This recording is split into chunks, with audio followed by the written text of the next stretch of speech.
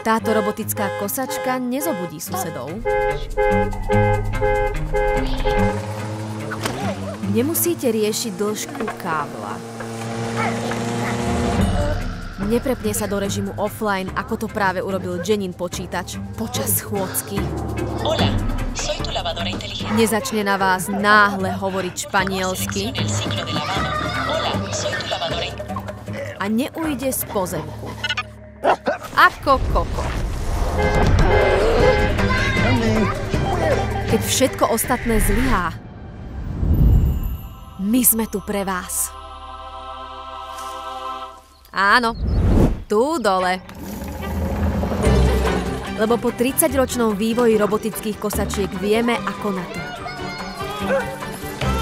Buďte o krok vpred s robotickými kosačkami Husqvarna.